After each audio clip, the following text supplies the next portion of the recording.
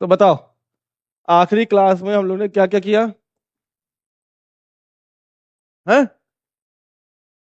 पहले हमने देखा अनुच्छेद 52 के तहत भारत का एक राष्ट्रपति होगा। वो कौन होगा? वो वह एक व्यक्ति होगा जो कुछ योग्यताओं को पूरी करता होगा। वो योग्यताओं का उल्लेख कहाँ किया गया? अनुच्छेद 58 में। कितनी योग्यताएं हैं? 3 योग्यताएं। कौन कौन सी? वह भारत का नागरिक होना चाहिए, उसने कम से कम 35 वर्ष की आयु पूरी कर ली, और तीसरा, वह लोकसभा के सदस्य बनने की निर्वाचित होने की योग्यता रखता हो। इसके बावजूद भी कुछ शर्तें हैं। वो शर्त क्या है? कि उसने संघ सरकार या राज्य सरकार के अधीन या स्थायी सेवा के अधीन किसी भी लाभ के पद को धारण ना किया हो। लाभ के पद का उल्लेख कहाँ किया गया भारतीय संविधान में? अनुच्छेद 59 में। और 59 में लाभ के पद में निम्न पदों को शामिल नहीं किया गया। वो कौन कौन से पद हैं जो लाभ के पद में शामिल नहीं किए गए? पहला राष्ट्रपति है, दूसरा उपराष्ट्रपति है, तीसरा राज्यपाल है, चौथा संघ के अन्य मंत्री, और राज्य के इन पदों पर रहने के बावजूद भी कोई भी व्यक्ति राष्ट्रपति के पद के लिए अपना उम्मीदवारी खड़ा कर सकता है, और जब वो राष्ट्रपति बनेगा तब वो अपना वाला पद छोड़ेगा। इन 5 के अलावा यदि कोई व्यक्ति राष्ट्रपति का चुनाव लड़ना चाहता है, तब चुनाव लड़ने से पूर्व उसे क्या करना पड़ेगा? अपने पद से रिजाइन देना पड़ेगा। ठीक है। फिर हमने क्या देखा था? आर्टिकल 54 में क्या था? कि भारत का राष्ट्रपति का चुनाव एक निर्वाचक मंडल द्वारा किया जाएगा। उस निर्वाचक मंडल में कौन कौन लोग शामिल हैं? लोकसभा के निर्वाचित सदस्य, राज्यसभा के निर्वाचित सदस्य, राज्यों के विधानसभाओं के निर्वाचित सदस्य, और दिल्ली और पौंडीचेरी के निर्वाचित सदस्य। दिल्ली और पौंडीचेरी कब जोड़ी गई?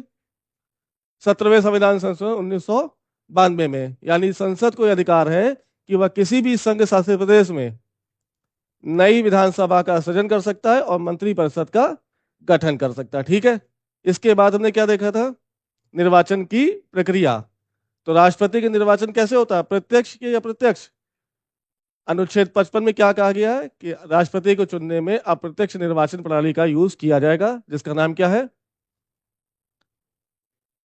आनुपातिक प्रतिनिधित्व पर आधारित एकल संक्रमणीय गुप्त मतदान। राष्ट्रपति के चुनाव में हमने ये प्रणाली क्यों अपनाई?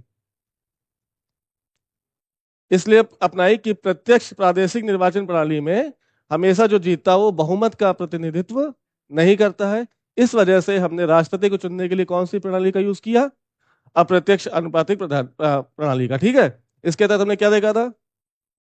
कि जीत उसको दी जाएगी जो एक निश्चित कोटा प्राप्त करेगा। इस निश्चित कोटा प्राप्त करने का फॉर्मूला किसने दिया? तो थॉमस एयर ने और ड्रूप ने इसमें संशोधन किया, और फॉर्मूला क्या आया? कि एक निश्चित कोटा इज इक्वल टू कुल पड़े वैध मत बटे निर्वाचित सदस्यों की संख्या +1 और बटे +1। इसके जब इस फॉर्मूले को इंप्लीमेंट करेंगे तो हम क्या प्राप्त होता है? एक निश्चित कोटा। और वही जो जीतेगा वो निश्चित कोटा को प्राप्त करेगा ही करेगा, अन्यथा वो उसको जीत नहीं मिलेगी। ठीक है। फिर हमने देखा था कि समरूपता स्थापित करने के लिए भारत के सभी एमएलओ के मध्य वोट वैल्यू में समरूपता स्थापित करने के लिए कौन सा फॉर्मूला यूज किया हमने? एक एमएलए का मत मूल्य कैसे निकालते हैं? मान लो यूपी में हम रह रहे हैं, तो यूपी के एक एमएलए का मत मूल्य कैसे निकालेंगे? उस राज्य की कुल जनसंख्या बटे निर्वाचित सदस्यों संख्या गुणे 1/1000। तो इससे जब फॉर्मूला निकाला तो हमने देखा कि यूपी के एक एमएलए का जो वोट वैल्यू है कितनी आई? 208। इसी तरह से हमने सांसदों के वोट वैल्यू में एक रुपया स्थापित करने के लिए एक फॉर्मूला यूज किया। वो क्या है? कि एक एमपी का वोट वैल्यू कैसे निकाला हमने? कुल पड़े वैध मत नहीं, सभी राज्यों का वोट वैल्यू बटे लोकसभा और राज्यसभा के सदस्यों निर्वाचित सदस्यों की संख्या गुणे 1/1000। ये सारा प्रोसेस हमने इसलिए यूज किया क्योंकि राष्ट्रपति का चुनाव, राष्ट्रपति का पद क्या है? भारत का सर्वोच्च पद है, और उस पद पर बैठने वाला व्यक्ति हमेशा किसका प्रतिनिधित्व करेगा? बहुमत का। इस वजह से हमने राष्ट्रपति के चुनाव में अप्रत्यक्ष चुनाव प्रणाली का इस्तेमाल किया। ठीक है। आज जब ये राष्ट्रपति बनेगा तो कुछ शक्तियों का प्रयोग करेगा। इसके तहत कई सारी शक्तियां राष्ट्रपति को दी गई, जैसे समझना, जैसे राष्ट्रपति के पास कुछ राजनयिक शक्ति है, इसे बोलते हैं डिप्लोमेटिक पावर। किसकी?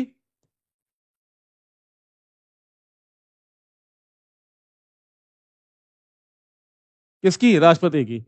इसी के तहत राष्ट्रपति को कुछ प्रशासनिक शक्तियां दी गई हैं, हाँ या ना?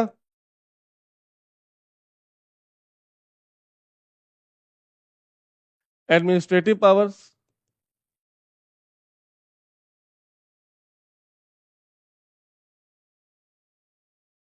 इसी के तहत राष्ट्रपति को कुछ सैन्य शक्तियां दी गई हैं।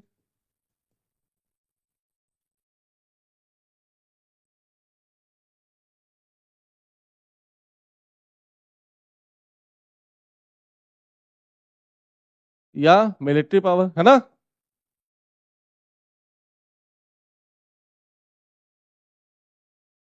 इसी के तहत राष्ट्रपति को कुछ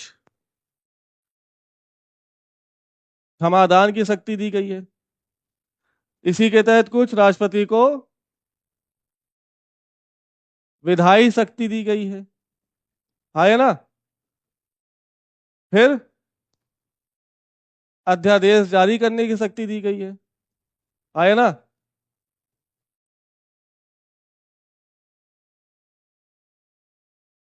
फिर आपातकालीन शक्तियां प्रदान की गई हैं।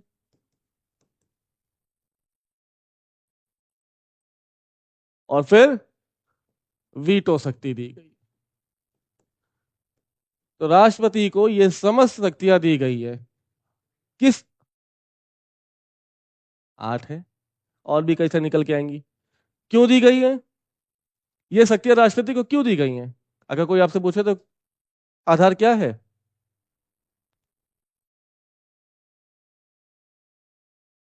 अनुच्छेद 53 क्या कह रहा है? कि संघ की समस्त कार्यपालिका शक्ति किसमें निहित होगी? राष्ट्रपति में निहित होगी, और वह इन शक्तियों का प्रयोग स्वयं या अपने अधीनस्थ अधिकारियों के माध्यम से करेगा। समझ में आ गई बात? पक्का? क्यों? क्योंकि भारत की संसद व्यवस्था जो है वो कैसी है?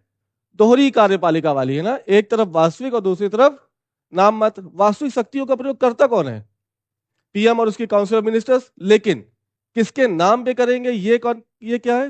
वो नाम मात्र का कार्यपालक है। और नाम मात्र का कार्यपालक कौन है भारत में? राष्ट्रपति। समस्त शक्तियों का उपयोग कर कौन रहा है? व्यवहारिक राजनीति में प्रधानमंत्री और उसकी मंत्रिपरिषद। लेकिन सैद्धांतिक राजनीति में ये शक्तियां किसको दे दी गई? राष्ट्रपति को। अब एक एक शक्तियां देखेंगे, जिनमें से देखो बड़ी शक्तियां कौन सी हैं? एक है क्षमादान की शक्ति, थोड़ी सी बड़ी है। विधायी शक्ति बड़ी है ना? और थोड़ा सा वीटो शक्ति है। और आपातकालीन शक्ति बड़ी है। आज की क्लास में कौन कौन शक्ति? एक हम डिप्लोमेटिक पावर पढ़ेंगे, एडमिनिस्ट्रेटिव पावर पढ़ेंगे, मिलिट्री पावर पढ़ेंगे, क्षमादान भी पढ़ लेंगे, और अध्यादेश जारी करने की शक्ति पढ़ लेंगे। बाकी जो बची हैं वो कब पढ़ेंगे? कल। ठीक है, चले शुरू करें। और पहली शक्ति आ जाओ। तो अनुच्छेद 53 के अनुसार क्या है? संघ की समस्त कार्यपालिका शक्ति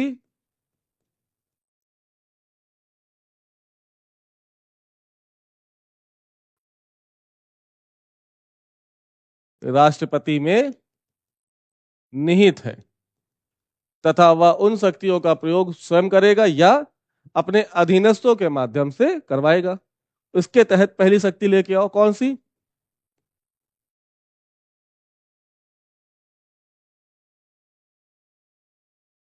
राष्ट्रपति इस शक्ति का प्रयोग करते हुए दो काम करता है। पहला,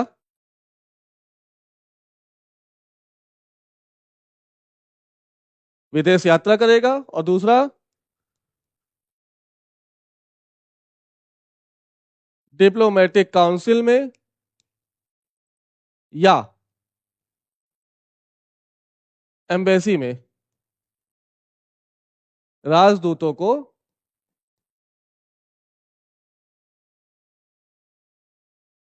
नियुक्त करेगा। अगर आपसे पूछे राष्ट्रपति की डिप्लोमेटिक पावर कौन सी है, तो आप कहेंगे दो पावर हैं इसके तहत। पहला कि वो विदेश यात्रा करेगा, और दूसरा वह भारत की विभिन्न एम्बेसी में। एम्बेसी कहाँ होगी भारत की? विदेशों में कहाँ कहाँ होगी एम्बेसी? प्रत्येक देश में होगी। जिन देशों की यहां पर है उन देशों की भारत में भी होगी, है ना? समझ में आया? तो जैसे मान लो अमेरिका की एम्बेसी दिल्ली में है, तो अमेरिका में भी भारत की एम्बेसी होगी। एम्बेसी में कौन व्यक्ति बैठेगा, इसका निर्धारण कौन करेगा? हालांकि किसको नियुक्त करेगा? जिसको पीएम साहब या मंत्रिपरिषद सलाह देगी। समझ में आया? छुपा हुआ रूप देख रहा हो? नियुक्त कौन कर रहा है? नियुक्त करने का अधिकार किसको? लेकिन किसको? जिसको प्रधानमंत्री और उसके काउंसिल ऑफ मिनिस्टर्स कहेगी। जब आप मान लो आईएएस यूपीएससी में पास होकर बन गया क्या, आईएफएस, इंडियन फॉरेन सर्विस, तब आपको कहाँ नियुक्त किया जाएगा?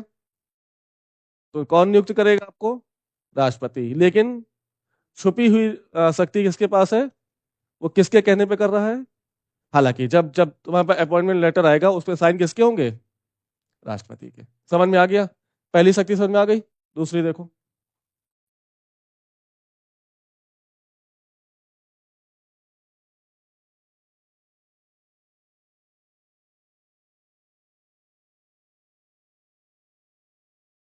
राष्ट्रपति इस शक्ति का प्रयोग करते हुए क्या करता है? हाँ बिल्कुल, संवैधानिक पदों पर नियुक्ति करता है।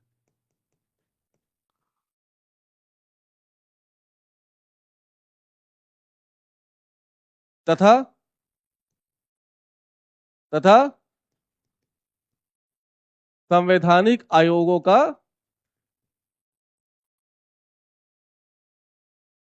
गठन करता है ना? जैसे प्रधानमंत्री की नियुक्ति कौन करता है? राष्ट्रपति।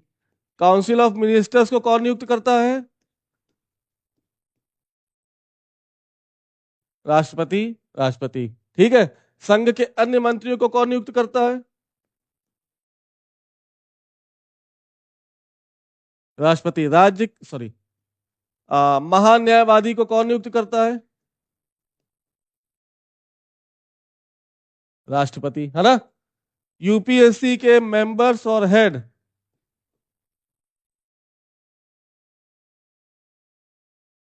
इनको कौन नियुक्त करता है? सुप्रीम कोर्ट के न्यायाधीश और अदर्स न्यायाधीश कौन नियुक्त करता है? हाई कोर्ट के न्यायाधीश और मुख्य न्यायाधीश को कौन नियुक्त करता है? राष्ट्रपति। आ रही बात समझ में? इसी तरह से वित्त आयोग का गठन कौन करता है? आर्टिकल बताओ। वो वित्त विधेयक है 117। वित्त आयोग आर्टिकल 280। इसी तरह से राष्ट्रीय अनुसूचित जाति आयोग का गठन कौन करता है? आर्टिकल बताओ। 338। इसी तरह से राष्ट्रीय अनुसूचित जनजाति आयोग का गठन कौन करता है? राष्ट्रपति। आर्टिकल बताओ। 338 ए। इसी तरह से राष्ट्रीय ओबीसी आयोग का गठन कौन करता है? आर्टिकल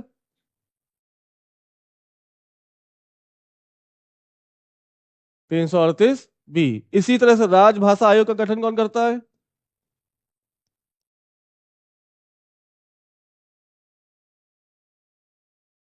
राष्ट्रपति।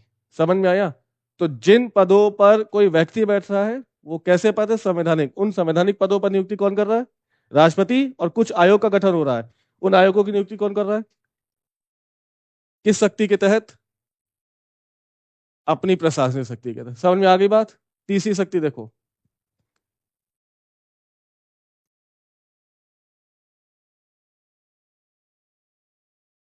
राष्ट्रपति तीनों सेनाओं का सर्वोच्च समादेशक होगा। क्या लिखा है? राष्ट्रपति तीनों सेनाओं का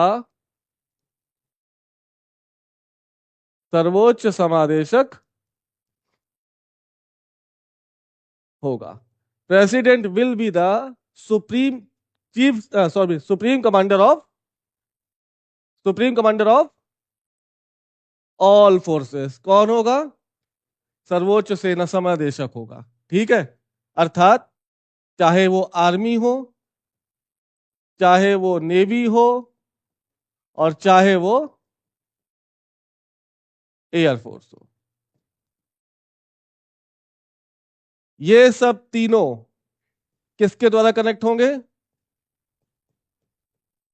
एक सुप्रीम कमांडर, और सुप्रीम कमांडर कौन है? भारत का राष्ट्रपति। ठीक है, तो तीनों सेनाओं का सर्वोच्च कौन? राष्ट्रपति। समझो, ये तीनों व्यक्ति एक साथ कभी मिलके बात भी नहीं करते। अगर तीनों मिलेंगे तो पक्की बात है कोई ना कोई राष्ट्रपति उनके बीच में होगा। ऐसा क्यों किया गया है? ताकि ये तीनों क्या ना कर लें, अचानक से पावर का यूज ना करें और भारत की अखंडता को प्रभावित ना करें। अगर तीनों मिल जाए तो सोचो, थल सेना किसके हाथों में? सबसे ऊंचा पोस्ट कौन सी है आर्मी में? जनरल। नेवी की सबसे ऊंची पोस्ट? अरे भगवान। और एयरफोर्स की सबसे ऊंची पोस्ट?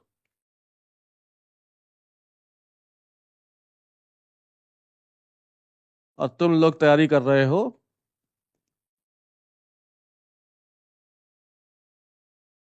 ये तीनों इतने पावरफुल हैं, अगर सोचो इनको एक दिन का मौका मिल जाए तो भारत में क्या हो जाएगा? गृह युद्ध की स्थिति छिड़ जाएगी, है ना? आंतरिक अशांति फैल जाएगी, सशस्त्र विद्रोह हो। इस वजह से इन तीनों को एक साथ एक प्लेटफॉर्म में आने की अनुमति नहीं दी जाती। इनके ऊपर कौन कमांड कर रहा है? सर, राष्ट्र पाकिस्तान की सेना और भारत की सेना में यही अंतर है। पाकिस्तान की सेना कभी भी क्या कर देती है? तख्ता पलट। आज तक क्या भारतीय सेना ने तख्ता पलट किया? क्यों नहीं किया? The beauty of our constitution, है ना? ये जो लिखा है राष्ट्रपति तीनों सेना का सर्वोच्च समादेशक होगा, ये किस आर्टिकल में लिखा है? अनुच्छेद 53 में ही लिखा है। ठीक है, जहां लिखा संघ की समस्त कार्यपालिका शक्ति राष्ट्रपति में निहित होगी, वहीं पे क्या लिखा है कि राष्ट्रपति तीनों सेनाओं का सर्वोच्च समादेशक होगा। बात समझ में आ गई? नेक्स्ट ले आओ।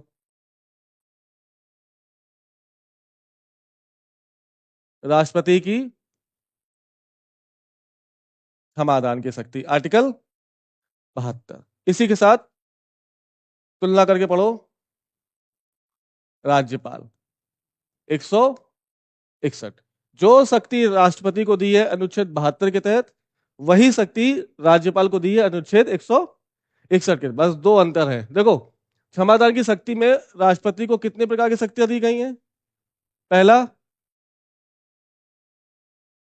वह मृत्युदंड को क्षमा कर लेगा। दूसरा, लघुकरण। तीसरा,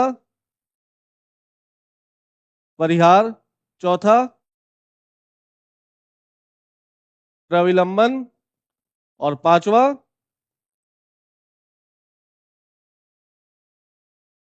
विराम।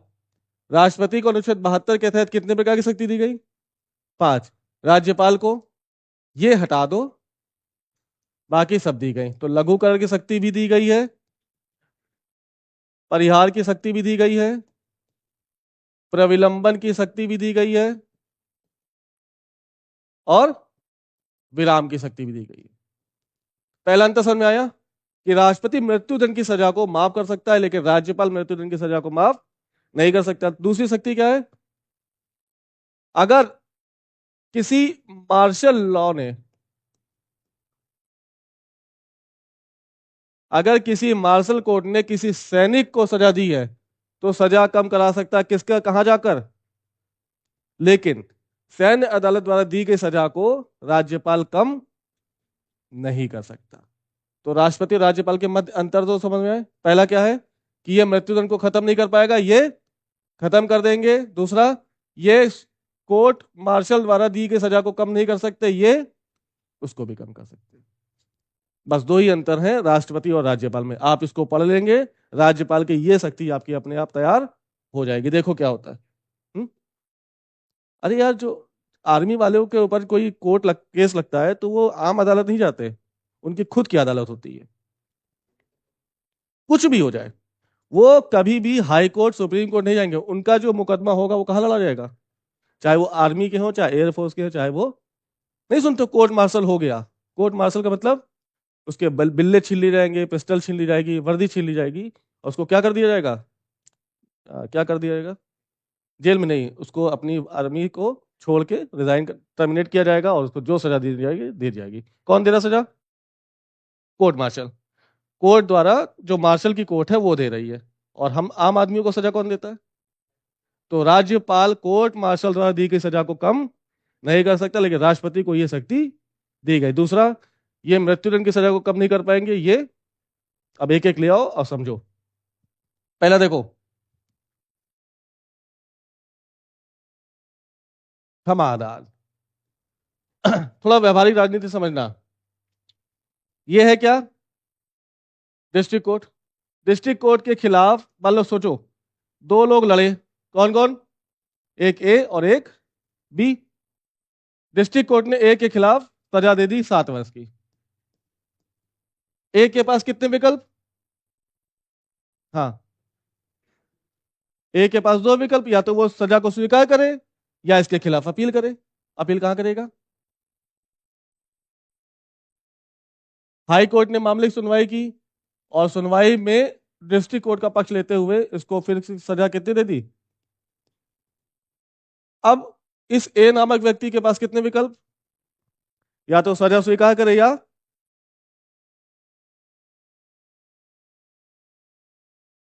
सुप्रीम कोर्ट ने मामले की सुनवाई की और सुप्रीम कोर्ट ने भी ए को, अब ए नामक व्यक्ति के पास कितने विकल्प? कौन कौन से? अपील करे? अपील नहीं करेगा, क्या करेगा? इसके पास 3 विकल्प। समझो कैसे। या तो वो सजा स्वीकार कर ले, या सुप्रीम कोर्ट के पास ही अनुच्छेद 137 का प्रयोग करते हुए पुनर्विचार याचिका करे। लेकिन पुनर्विचार याचिका की शर्त क्या है?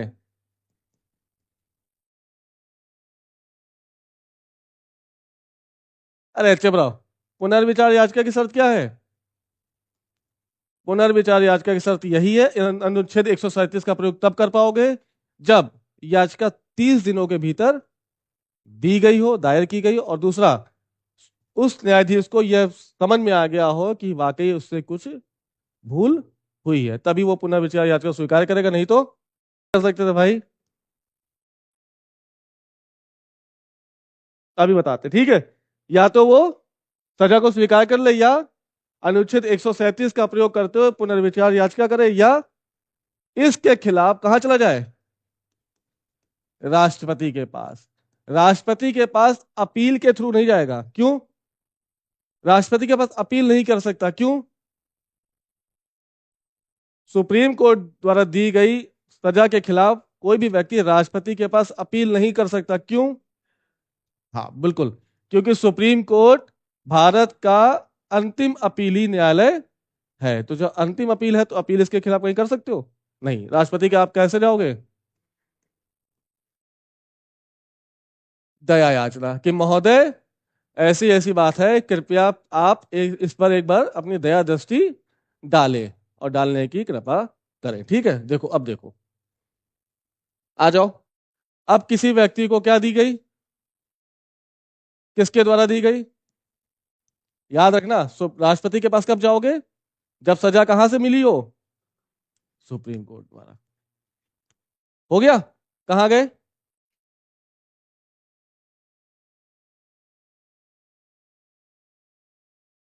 किसी ए नामक व्यक्ति को सुप्रीम कोर्ट द्वारा मृत्युदंड की सजा दे दी गई। सजा देने के बाद वह व्यक्ति दया याचना करेगा, या तो वो खुद करेगा या उसके परिवार के लोग करेंगे। कहां करेंगे?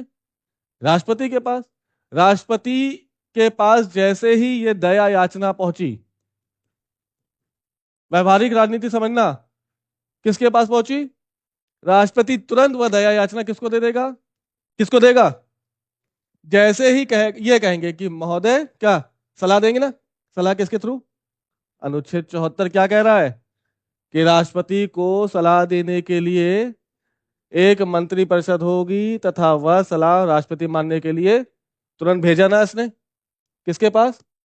ये सलाह देंगे महोदय इस मतलब इस याचना पर आप किसका यूज करें?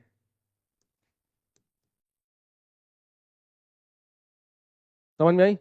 महोदय इस दया याचना पर आप अपनी क्षमादान शक्ति का प्रयोग करें। जैसे ही राष्ट्रपति को ये इसने कहा कि क्षमादान शक्ति का प्रयोग करें, मतलब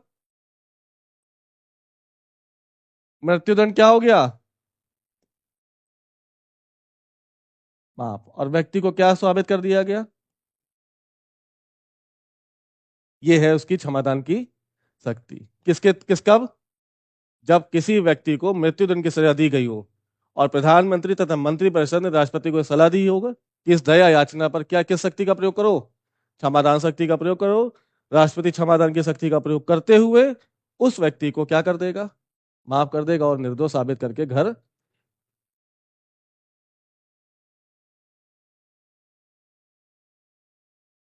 व्यवहारिक राजनीति तो यही ना। कोई बहुत खास है किसी का, उसको सजा दे दी गई सुप्रीम कोर्ट के द्वारा, कहाँ गया वो आदमी? राष्ट्रपति। राष्ट्रपति किससे सलाह लेंगे? और वो मंत्री परिषद के किसी व्यक्ति का बहुत खास आदमी है, तो सलाह क्या मिलेगी? माफ करो, निर्भया। हाँ हाँ हाँ हाँ हाँ हाँ, रद्द हो गई थी। मना कर देंगे ना। कुत्तों को माफ क्यों करना है? वो तो वैसे ही दरिंदे कुत्ते थे ना, उनको क्यों माफ करोगे? तो इतने बड़े बेवकूफ थोड़ी ना है कि अपने ऊपर सब कुछ गाज गिरा लेंगे वो। पूरी दुनिया देख रही कि साले चोर हैं, कुत्ते हैं, वो नीच हैं, उनको कैसे माफ कर देंगे? उसको लटकाओ तुरंत, तो लटका दिया गया। तुम ये बात समझ रहे हो? व्यवहारिक राजनीति क्या होती है, सैद्धांतिक राजनीति क्या होती है? दुनिया को पता था निर्भया कांड में। हाँ बिल्कुल यार। ये क्यों सलाह देंगे ऐसे अपराध के लिए जो सामने दिख रहा है कि बहुत बदतमीज वाला अपराध है? क्यों देंगे? अपने ऊपर गाज गिराएंगे क्या? अपनी छवि को खराब करेंगे क्या? तुरंत वो के निरस्त हो गई। ठीक है। दूसरा क्या हो गया? पहली हो गई। दूसरी देखो, लघुकरण। लघुकरण की दया याचना आई किसके पास? नहीं, कोई भी दया याचना आई किसके पास? राष्ट्रपति के पास। राष्ट्रपति ने किसको भेज दी? पीएम और उसकी काउंसिल ऑफ मिनिस्टर्स। इन्होंने कहा, किसको सलाह दी कि राष्ट्रपति महोदय कृपया इस दया याचना पर आप लघुकरण की शक्ति का प्रयोग करें। तो राष्ट्रपति क्या करेगा? राष्ट्रपति उसकी प्रकृति बदल देगा, सजा की प्रकृति क्या बदल देगा? कैसे? सजाएं कितने प्रकार की? कोर्ट सजा क्या दे सकता है? कठोर, सरल, आजीवन और। इन्होंने क्या सलाह दी राष्ट्रपति को? कि आप अपनी लघुकरण की शक्ति का प्रयोग करें। लघुकरण की शक्ति का मतलब सजा की प्रकृति। सजा की प्रकृति कैसे? यदि किसी को मृत्युदंड मिला है तो क्या हो गया? आजीवन कारावास मिला तो क्या हो गया? कठोर मिला तो क्या हो गया? समझ में आ गई? कुछ भी हो सकता है, मृत्युदंड से डायरेक्ट यहां ले आ सकते हैं।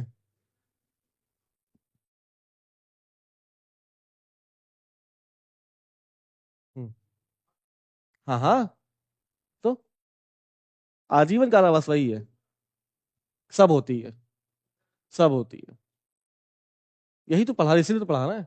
पुनर्विचार याचिका भी होती है और दया याचना भी होती है, समझो। लघुकरण की शक्ति में क्या किया राष्ट्रपति ने? सजा की प्रकृति बदल दी। प्रकृति मतलब जिसको मृत्युदंड मिला है उसको मृत्युदंड से चेंज करके कहां ले आए? जिसको आजीवन मिला उसको कहां ले आए? जिसको कठोर कारावास मिला 10 वर्ष का, उसको क्या कर दिया? सरल कारावास। समय नहीं चेंज हुआ है। लघुकरण में उसकी नेचर चेंज हुई। किसकी? पनिशमेंट का नेचर चेंज किया गया है। यदि किसी व्यक्ति को मृत्युदंड दिया है तो मृत्युदंड को कम करके क्या कर दिया गया?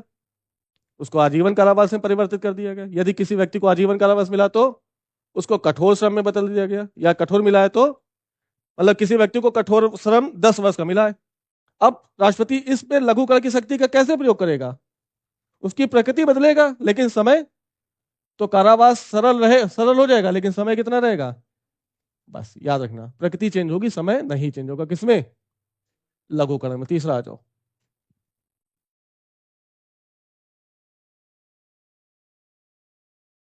परिहार। फिर एक दया याचना आई, किसके पास? किसके पास आई?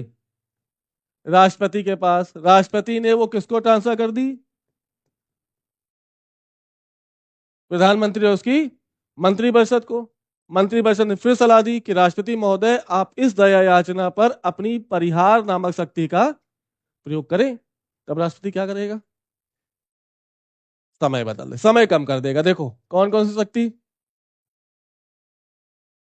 पहला मृत्युदंड, दूसरा आजीवन कारावास, तीसरा कठोर श्रम, और चौथा सरल कारावास।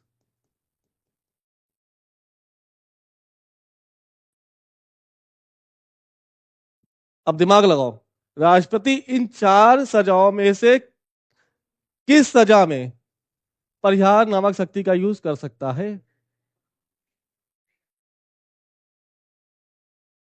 बिल्कुल, मृत्युदंड पे क्या परिहार नामक शक्ति का यूज किया जा सकता है? आजीवन कारावास पर नहीं किया जा सकता। क्यों? क्योंकि जैसे ही मृत्युदंड को आप आजीवन कारावास में बदलोगे, उसकी प्रकृति चेंज होगी, ना कि समय। समझ में आ गया?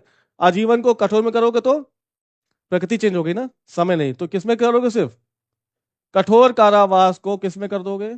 सरल, सॉरी, कठोर कारावास 10 वर्ष का। तो आपने परिहार शक्ति का यूज करते हुए क्या कर दिया? कठोर कारावास ही रहने दिया, लेकिन समय कम करके कितना कर दिया? 5। इसी तरह जिसको सरल कारावास मिला है 20 वर्ष का,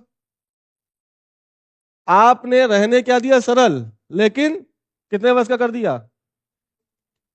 तो परिहार नामक शक्ति किस सजा में यूज होगी? केवल कठोर और सरल। कठोर मतलब हथौड़ा तोड़ोगे, पत्थर तोड़ोगे, झाड़ू लगाओगे, लेटरिन साफ करोगे। सरल में चुपचाप से सजा काटो, बैठो, पढ़ाई करो लाइब्रेरी में, बस ज्यादा ज्यादा कैदियों की संख्या गिन लो, कितने गए कितने आए, बस। किसमें? अबे कोई याचना करे बढ़ाने के लिए डालेगा? यहां तो ये तो कर लो थोड़ा यूज। अजीब हो यार। कौन है भैया मेरी सजा बढ़ा दो, मैं बहुत खुश हूं, हमें और दुख चाहिए। Common sense. हमेशा आदमी दया याचना कब करेगा? तो कठोर कारावास को 20 वर्ष को कम कराने के 10 कर देगा, 10 को कम करा के 5 वर्ष। सरल कारावास 20 वर्ष का है, तो उसको कम कराएगा कितने वर्ष और कम? तो इसने राष्ट्रपति ने किस शक्ति का प्रयोग किया?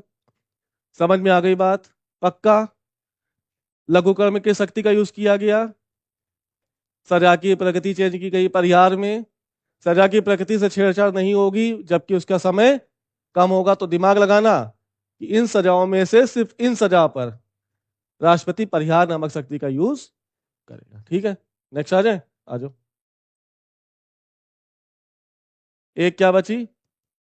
एक नहीं, दो बची हैं, प्रविलंबन और विराम। फिर याचिका आई किसके पास? राष्ट्रपति ने किसको दे दी?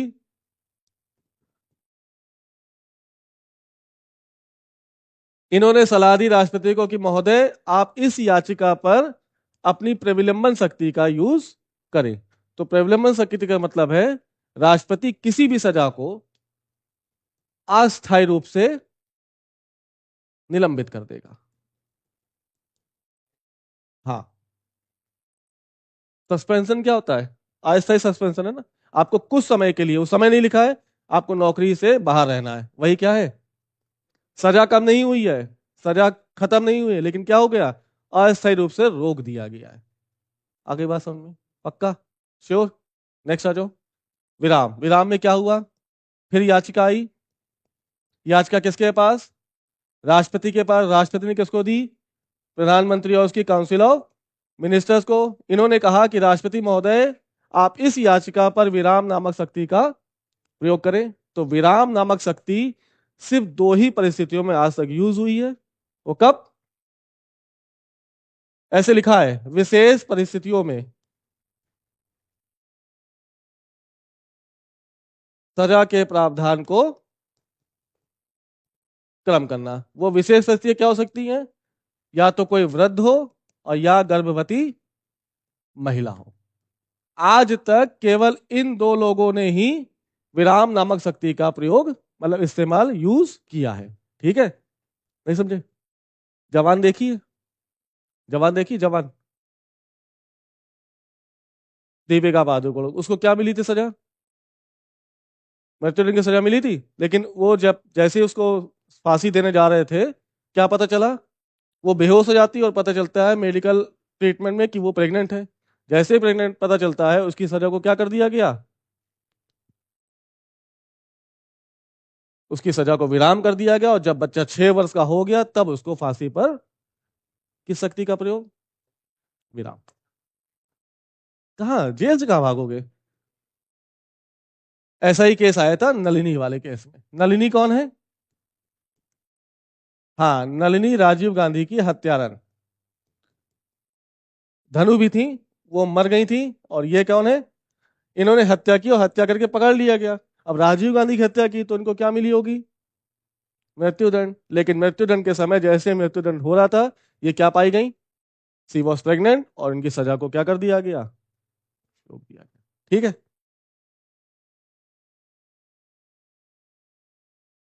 वो जो मास्टरमाइंड की बात कर रहे होंगे। अब सुनो, ये प्रोसेस समझ में आ गया। अब देखो, याचिका आई, याचिका कहाँ गई?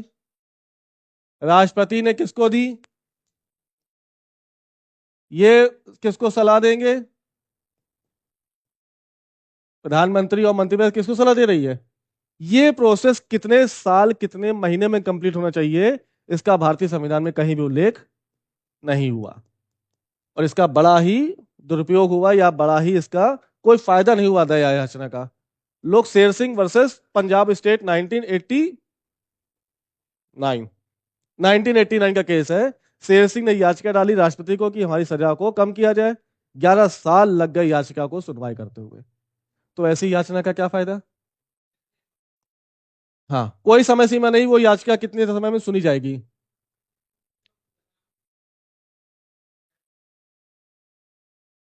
तो ये देंगे ना, ये देंगे कब? हाँ, हाँ, हाँ, हाँ, हाँ, हाँ, लो, 5 साल, 7 साल, 11 साल तक हुआ केस। उस याचिका, हाँ, पेंडेंसी है कि राष्ट्रपति के पास पहुंची है, देखो कब सुनवाई होती है। इस वजह से पंचेर सिंह वर्सेस पंजाब राज्य ने, सुप्रीम कोर्ट ने व्याख्या की और कहा कि कार्यपालिकी आदेश द्वारा इसकी समय सीमा को 3 माह के भीतर निपटाए जाने का प्रयास किया जाना चाहिए। कब आया मामला? 1989, शेर सिंह वर्सेस पंजाब स्टेट में सुप्रीम कोर्ट ने कहा कि सरकार को एक कार्यपालिकी आदेश द्वारा एक एग्जीक्यूटिव ऑर्डर निकालना पड़ेगा, और इस ऑर्डर में लिखा हो कि दया याचना की अधिकतम समय सीमा कितनी होनी चाहिए? 3 माह में याचना पर आप अपनी सहमति दिखाएं या उस पर असहमति दिखाएं, लेकिन दिखाएं जरूर। एक अपराधी के भी कुछ अधिकार है ना, वो 11 साल तक पेंडिंग है। आप या तो हाँ करें या ना करें। इतने लंबे समय तक लटकाने का क्या मतलब है? समझ में आ गई बात? तो 3 माह का समय सीमा निर्धारित है, लेकिन आज तक ऐसा एग्जीक्यूटिव ऑर्डर नहीं निकला है। और याचिकाएं आज भी क्या है? लंबित है। समझ में आ गई बात? पक्का? अब सोचो, एक क्वेश्चन और। क्या प्रधानमंत्री और मंत्रिपरिषद द्वारा दी गई सलाह का जुडिशियल रिव्यू किया जा सकता है? पहला क्वेश्चन समझ में आया? इसकी समय सीमा क्या है? की गई, लेकिन समय सीमा 3 माह। समय सीमा 3 माह के बाद भी एग्जीक्यूटिव ऑर्डर आज तक नहीं निकाला गया, यानी अभी भी पेंडेंसी जारी है। दूसरा प्रश्न क्या, कि जो मंत्रिपरिषद और प्रधानमंत्री ने राष्ट्रपति को जो सलाह दी है, क्या वो सलाह का न्यायिक पुनर्वलोकन किया जा सकता है? गलत। सुनो, एक मामला है केहर सिंह। केहर सिंह कौन है?